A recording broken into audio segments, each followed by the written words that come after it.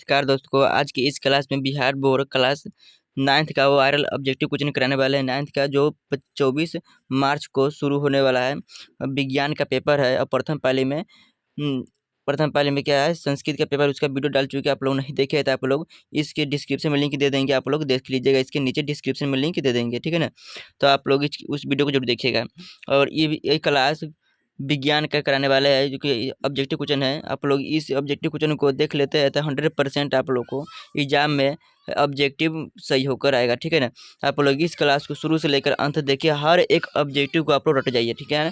याद मत कीजिए, रट जाइए, क्योंकि यही सब ऑब्जेक्टिव आपको एग्जाम में पूछे जाएगा। तो पहला क्वेश्चन आप लोगों अच्छे से याद किए, सभी क्वेश्चन को आप लोग अच्छे से याद कीजिए। और जितना भी इस क्लास में ऑब्जेक्टिव क्वेश्चन बता देंगे, सभी क्वेश्चन आप लोग इसी में से देखने के लिए एग्जाम बोर्ड में मिलेगा। यानी तो आपको गारंटी देते हैं कि जितना भी ऑब्जेक्टिव क्वेश्चन बताएंगे 100% सभी क्वेश्चन आप एग्जाम में लड़ेगा। तो सिर्फ आप लोग अच्छे तरीके से रट लीजिए। द्रव्यमान, अगला पहला क्वेश्चन है, द्रव्यमान और वेग के गुणनफल को क्या कहते हैं? द्रव्यमान और वेग के गुणनफल को क्या कहते हैं? तो संवेग कहते हैं। ऑप्शन इसका बिल्कुल ए आंसर सही हो जाएगा, संवेग कहते हैं। कार्य करने की दर को क्या कहते हैं? कार्य करने की दर को क्या कहते हैं? तो शक्ति कहते हैं। इसका बिल्कुल आंसर बी आंसर सही हो जाएगा, शक्ति कहते हैं। आप देखते चलिए, रटते चलिए आप लोग।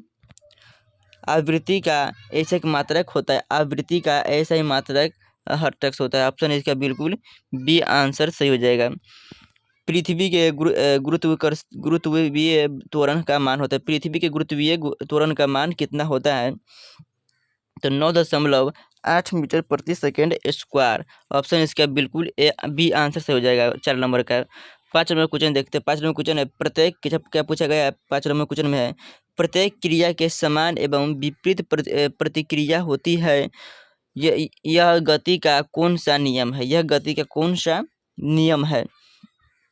तो तृतीय गति का नियम है, बिल्कुल आंसर सी आंसर सही हो जाएगा। चंद्रमा की सतह पर किसी वस्तु का भार पृथ्वी के की सतह पर उसके भार का कितना गुना होता है?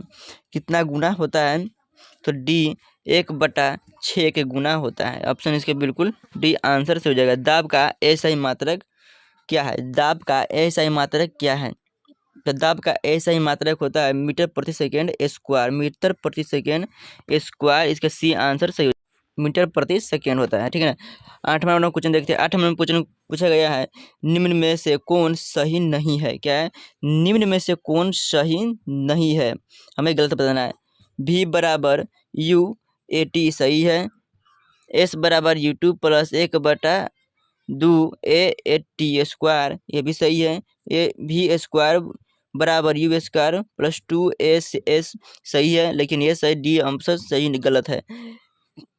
V square plus U square plus 2AS ये गलत है। क्या है? ये गलत है। कौन पूछा है? सही नहीं है, तो ये सही नहीं है, बिल्कुल आंसर डी आंसर सही हो जाएगा, सही नहीं है।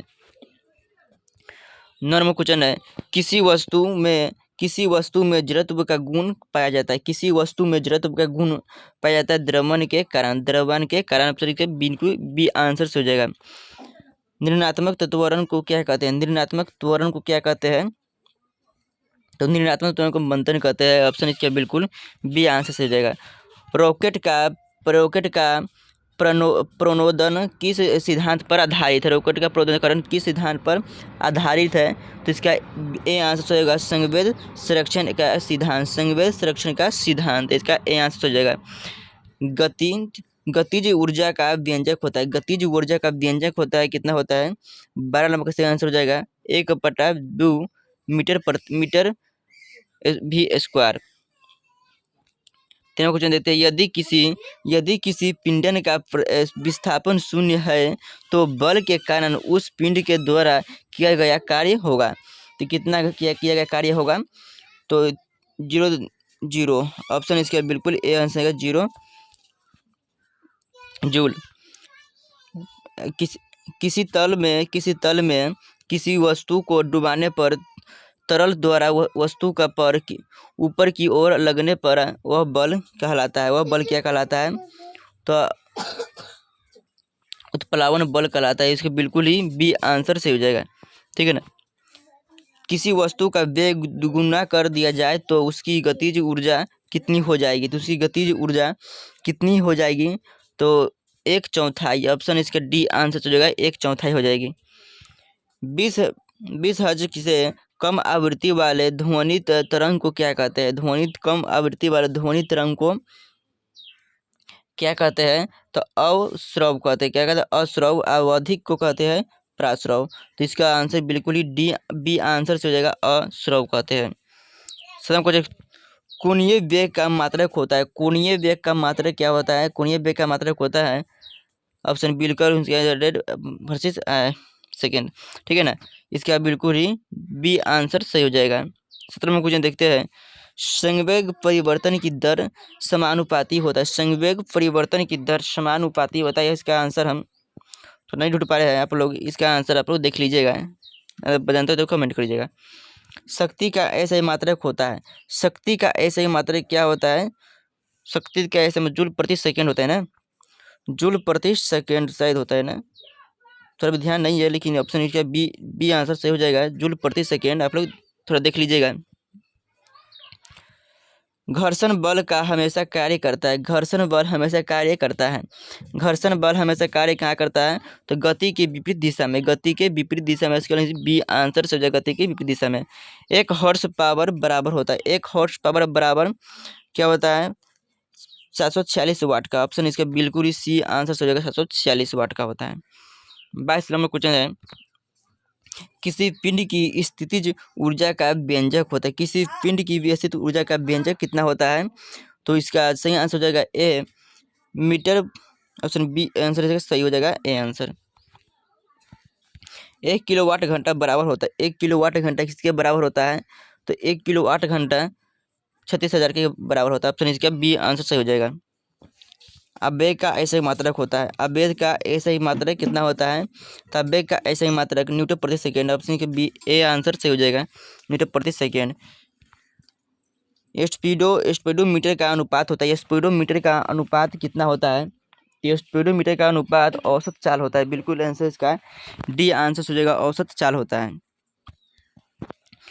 26वां क्वेश्चन है। गैसों के कारण बीच की आकर्षण बल होता है। गैसों के कारण बीच की आकर्षण बल कितना होता है?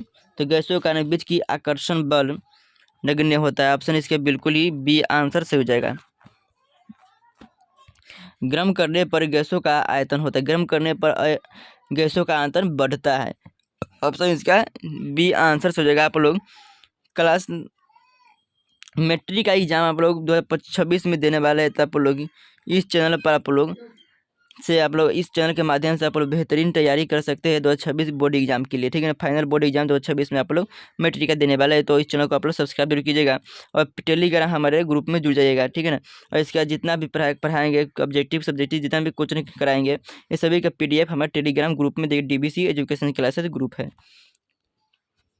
और अगला क्वेश्चन है। प्रोटॉन क्या है? प्रोटॉन निम्न में से किस प्रकार का कण है? सभी क्लास आपको फ्री भी कराया जाएगा, यूट्यूब पर ही कराया जाएगा 2025-26 के एग्जाम के लिए, ठीक है ना। तो 28वां क्वेश्चन है। प्रोटॉन निम्नलिखित में से किस प्रकार का कण है? प्रोटॉन किस प्रकार का कण है? तो धनावेशिक कण है। ऑप्शन इसका बिल्कुल ही बी आंसर सही हो जाएगा। सोडियम का इलेक्ट्रॉनिक विन्यास होता है। सोडियम का इलेक्ट्रॉनिक विन्यास कितना होता है? 281। 281 इसका डी आंसर सही हो जाएगा, 281। 30 नंबर क्वेश्चन है। निम्नलिखित में कौन तत्व है? निम्नलिखित में कौन तत्व है? तो स्टेनलेस स्टील तत्व है। स्टेनलेस का तत्व। ऑप्शन बिल्कुल ही बी आंसर सही हो जाएगा, ठीक है। निम्नलिखित में कौन धातु है? निम्नलिखित में कौन धातु है? तो धातु इनमें से कौन है? तो धातु इनमें से एंटीमनी हो जाएगा, एंटीमनी। बिल्कुल आंसर इसका ए आंसर हो जाएगा, एंटीमनी। निम्नलिखित में कौन मिश्र धातु है? निम्नलिखित में कौन मिश्र है? निम्नलिखित में कौन मिश्र है? तो मिश्र इसमें से कौन सा हो जाएगा? 32 नंबर का बारूद। 32 नंबर का बारूद। ऑप्शन इसका बिल्कुल ही ए आंसर से हो जाएगा, बारूद होता है। निम्न में कौन भौतिक परिवर्तन है? भौतिक मोमबत्ती का जलना, जल का जमना, यह भी है, लेकिन ये सबसे बेस्ट है। मोमबत्ती का जल का जमना, इसका बी आंसर से हो जाएगा।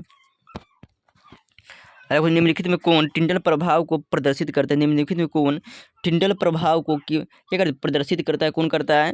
स्टार्च का विलयन। इसका डी आंसर से जाएगा स्टार्च का विलयन। सोडियम फास्फोट का अनुसूत्र होता है। सोडियम फास्फोट का अनुसूत्र क्या कौन सा होता है? सोडियम फास्फोट का Na3PO4 होता है। इसका सी आंसर सही हो जाएगा।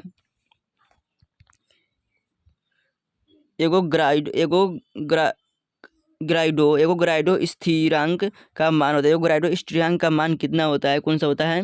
तो इसका डी आंसर सही हो जाएगा 6.022 गुने 10⁻23। ऑप्शन इसका डी आंसर सही हो जाएगा। अगला क्वेश्चन है अमोनिया। अमोनिया में नाइट्रोजन की संयुक्ता होती है। अमोनिया में नाइट्रोजन की संयुक्ता कितना होती है? तो 3 होते हैं। ऑप्शन इसका सी आंसर सही हो जाएगा 3 होता है। और बेंजीन का सरलतम सूत्र है। बेंजीन का C6H6 होता है। ऑप्शन इसका सी ए आंसर सही हो जाएगा। 49 क्वेश्चन है निम्नलिखित में कौन मृदा प्रदूषण नहीं है? मृदा प्रदूषण कौन सा नहीं है? तो मृदा प्रदूषण आंसर इसका सी हो जाएगा मृदा प्रदूषण नहीं है पीरक नाशी। निम्नलिखित में कौन हरितकृत गैस नहीं है? निम्नलिखित में कौन हरितकृत गैस नहीं है? CO3 carbon dioxide. ऑप्शन इसका बिल्कुल ए आंसर हो जाएगा। वायु प्रदूषण के रूप में निम्नलिखित में कौन वाहन द्वारा उत्सर्जित नहीं होता है? वाहन द्वारा कौन सा उत्सर्जित नहीं होता है?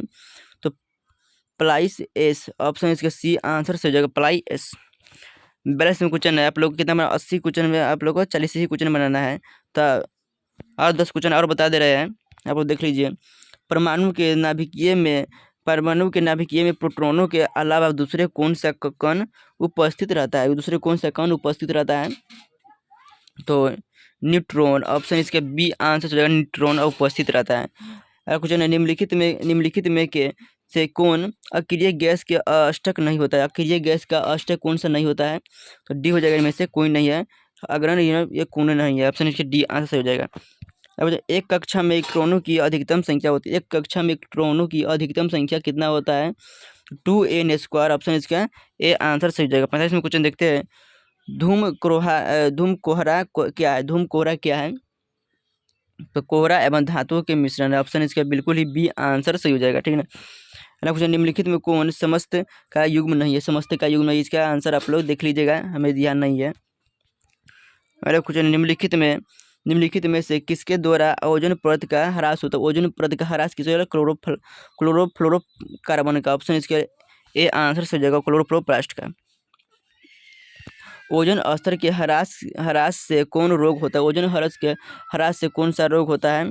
Lung cancer. ऑप्शन इसके बिल्कुल ही बी आंसर सही हो जाएगा। निम्नलिखित में कौन दृढ़ आवेश से प्रयुक्त कण है? दृढ़ आवेश से प्रयुक्त कण कौन सा है? न्यूट्रॉन। ऑप्शन इसका सी आंसर से हो जाएगा। 50 में क्वेश्चन है आयन का लैक्टिक अम्ल आयन का लैक्टिक नाम कौन सा है? तो आयन का लैक्टिक नाम हो जाएगा फेरम। इसका सी आंसर सही हो जाएगा। तो आप लोग जितना भी क्वेश्चन कराया सभी क्वेश्चन का आप लोग अच्छे से देख लीजिए, याद कर लीजिएगा। और ये कल के एग्जाम में 24 मार्च की एग्जाम में 100% इसी में से क्वेश्चन आप लोगों को देखने के लिए मिलेगा। ठीक है ना। और 2025 matric board exam 26 matric board exam में आप लोग देने वाले हैं। तो आप लोग इस चैनल पर बने रहिए। अपने दोस्तों को भी बता दीजिए चैनल को आप सब्सक्राइब करने के लिए, क्योंकि 26 बोर्ड एग्जाम के लिए बिल्कुल ही फ्री क्लास यूट्यूब पर ही दिया जाएगा। और जितना भी PDF पैनल PDF जितना भी मिलेगा ये सभी Telegram group DBC education class group में आप लोग दे दिया जाएगा। जय हिंद, धन्यवाद। मिलते हैं अगले क्लास में।